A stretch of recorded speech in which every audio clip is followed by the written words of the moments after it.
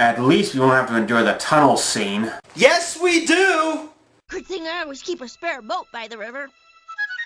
Round the plot and back again. That's the screenwriter's way. So yeah, Tuffy brings Tom and Jerry onto his own personal boat and sends them through the tunnel. Now, here's the moment you've all been waiting for.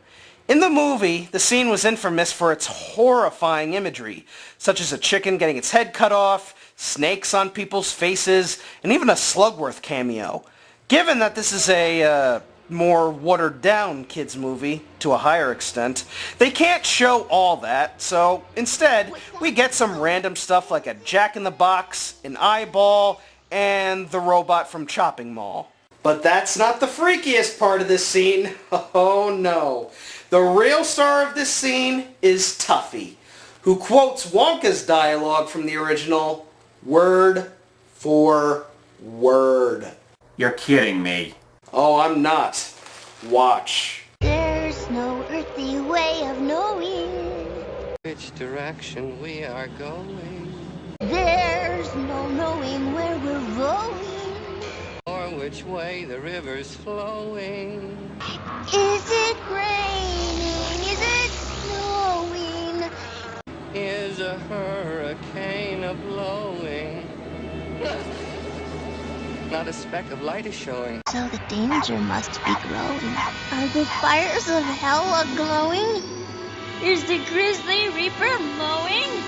Yes, the danger must be growing. For the rowers keep on rowing, and they're certainly not showing any signs that they are slowing.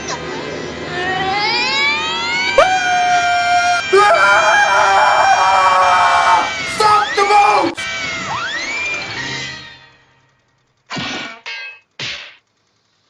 Well, that was awesome. But why though? Why would Tuffy quote Wonka's poem word for word? Wasn't it just something Wonka came up with at the spur of the moment? And how would he even know the poem if Wonka and the others already went through the tunnel before them? I don't know. I'm still getting over hearing Lil from the Rugrats say hell on my TV screen. So after that insanity, we're now in the invention room, where Wonka introduces the kids to everlasting Gobstoppers. By the way, the real life ones, they're just little jawbreakers that change color as they get smaller. Not exactly groundbreaking, but they can break your teeth. Wait a minute. Is that the lickable wallpaper? Isn't that stuff supposed to be in a separate room and take place after Violet turns into a blueberry? What the hell is it doing taking place in the inventing room? And since when was it sticky with Tom and Jerry getting stuck to it? I'm sorry, but all questions must be submitted in writing, so let's carry on. The trio finally meets up with the rest of the kids, and Tuffy tells Charlie, who isn't even fazed by the fact that he's speaking to a talking mouse, that Slugworth is in the building. And of course, we get the scene where Violet eats the dinner gum and gets turned into a blueberry. I gotta say, that's quite a strong belt she's wearing. Not only does it not break, but it can also change color. Maybe it's that mood belt they've been selling at Macy's clearing sale next to the bad breakup chocolate? So as the kids go into the fizzy lifting drink room, Tom and Jerry remain in the invention room where Tom accidentally starts the Gobstopper machine.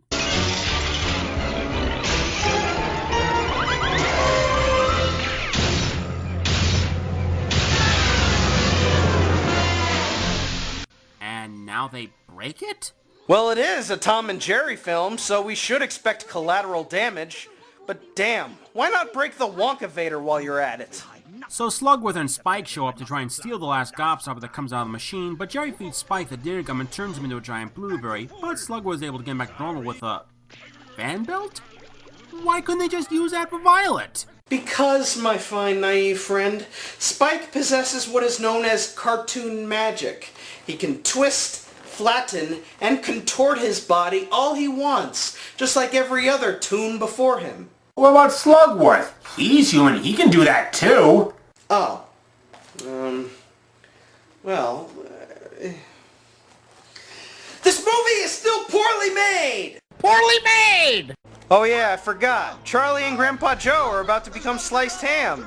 So Jerry launches himself up towards Joe and burps him. Honestly, it kinda works. I was always confused as to why in the face of danger, Grandpa Joe would just let one out for no reason. At least Family Guy had the right idea to have Peter and Brian shit themselves. Don't really see the point of Jerry saving them if he and Tom can survive stuff like this. So Slugworth and Spike chase Tom and Jerry into Wonka's peppermint candy mines. Great, now they're ripping off Rudolph the Red-Nosed Reindeer and the Island Misfit toys. At the same time, the kids are in the Golden Egg Room where we get to hear Veruca sing I Want It Now. I want the world. I want the whole world. I want to lock it all up in my pocket. It's my bar of chocolate. Give it to me now. Which would have been fine if we hadn't heard Slugworth singing already. And to make it even worse, they do a duet. And if I don't get the things that I'm after, At last, I'm going to scream!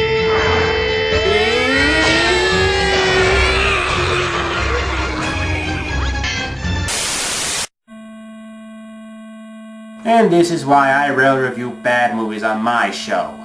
don't care how I want it now.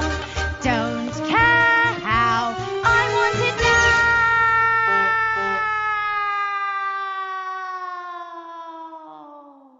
She was a bad egg. And this is a bad movie. Here, take it with you. So Veruca and her dad get sent down the garbage chute, where they meet up with our heroes and end up in the furnace. Good. Burn them. Burn them all and end this nightmare. Dude, you're scaring me. But the group escape, except Tom, who gets burned to a crisp, and unlike the original, Veruca's father finally grows a backbone and stands up to his brat of a daughter. That's actually pretty satisfying to see. Just one thing, though. Burton did it! And why couldn't they do this for all the other kids? Veruca, of all people, survived her ordeal, but Augustus, Violet, and Mike don't get any more repercussions? I don't know. Maybe they all died and got turned into moon pies by now. Anyway, they skip over the Wonka wash scene, which kinda sucks since they could have easily had fun with that. And Mike TV meets his endgame when he gets shrunken down into the TV. I'd add more to it, but there isn't anything to say. It's the same scene, copied from the original, and Tom and Jerry don't even appear. So why is this even here? You know, with some careful editing, you could easily cut Tom and Jerry out of this movie and then it would just be a straight-up animated remake of the original Willy Wonka. So Charlie and Grandpa are the only two left, and thank God this movie is almost a... Charlie! Oh, come on! Jerry, Tuffy, bad news, guys. Slugworth's got the Gobstopper. Oh no! If he cracks the secret formula, Mr. Wonka will be ruined. We can't let him get away! So using his Deus Ex Machina remote, Tuffy transports Slugworth and Spike to the TV room. Hey, how'd we get here? We've been Wonka-visioned. We got you right where we want you, Slugworth. Now hand over that tiny Gobstopper.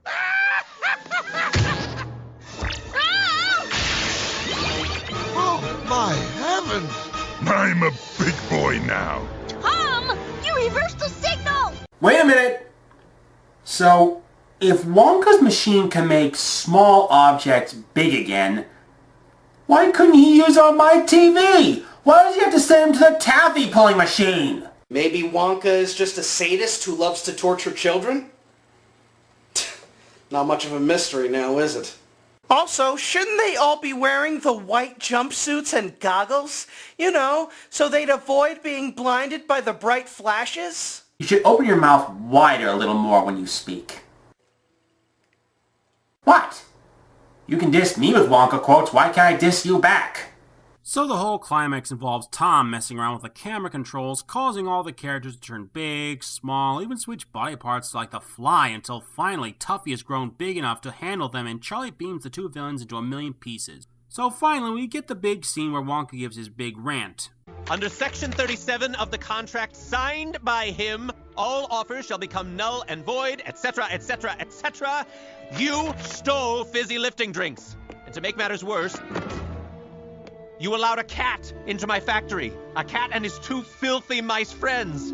Now the entire factory will have to be sterilized. So you get nothing. You lose. Good day, sir.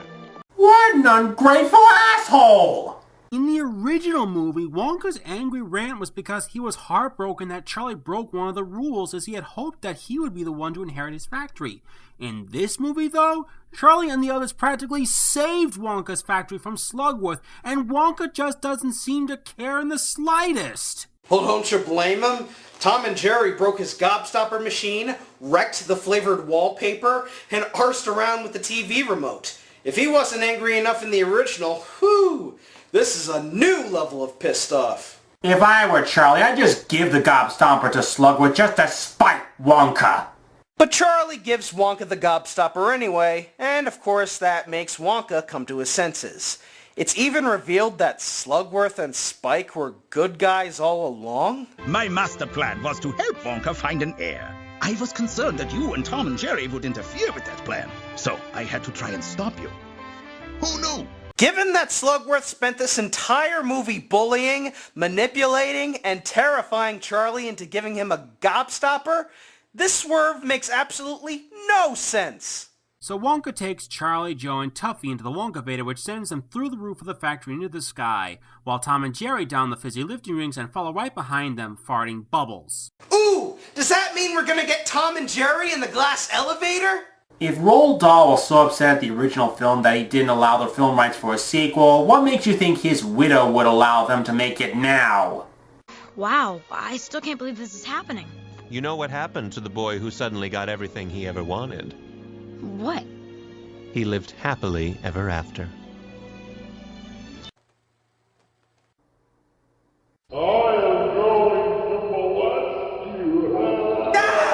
That's it. Done. Done. Nope. Fuck Droopy. Movie's over. End. My God. Well, what did you think of the movie, Huey? What did I think? What did I think?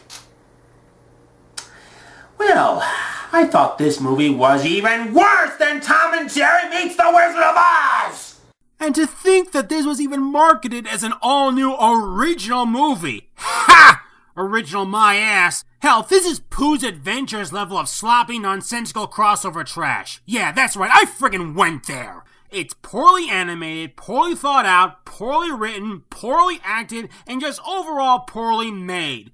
The only thing I can compliment about it are the song covers of both Candyman and I've Got a Golden Ticket, but that's about it.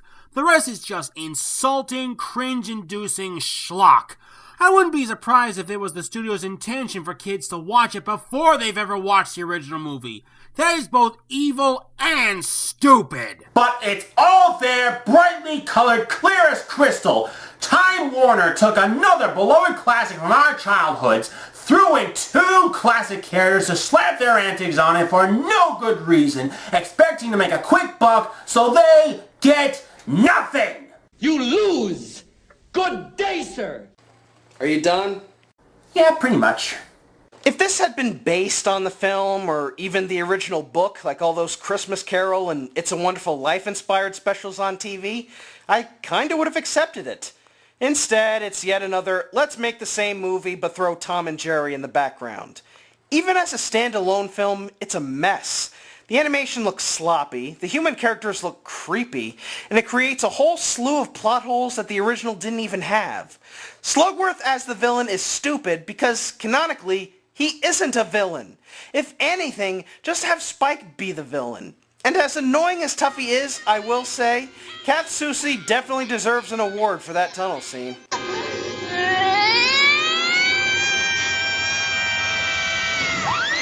All in all, is this the worst Tom and Jerry movie of all time? It's debatable. Yes, it's bad. But when you compare it to the depressing travesty that was the 1993 movie, this is just another stupid crossover. So, overall, I still give it a hardcore headache. At least Tom and Jerry don't talk in it. And if you ask me, I think a better crossover would be Tom and Jerry and Stephen King's The Shining. Or Goodfellas. Hell, I'd even take Reefer Madness for that matter. Watch the little bastard suffer! Or I could just go back and watch the original Willy Wonka. Why watch something that's been tampered with when you can easily just go and watch what it was originally based on? Preaching to the choir, kid. Hey, are you guys done with your bitch fight yet? Where did you go? I was in the panic room upstairs, avoiding hearing your guys' yelling and totally not selling your scarves online to Japanese collectors for pie money. That is so coming out of your next paycheck. Crap baskets. Well, I don't know about you guys, but right now, I'm gonna go watch the original Willy Wonka and the Chocolate Factory and wipe away memories of this travesty. Hewy, I'm sorry for getting into this chocolatey shitstorm, dude. It's cool, hardcore. We're good. And I'm going to do the same by watching both the original and the Tim Burton remake. I'd take the Willy Wonka welcome song any day over this insulting piece of garbage. Well, guys, this was a long review. But you know what? I'm happy. I'm happy we were able to do it and cover just about everything that makes this movie so infamously bad, and I don't have to watch it anymore.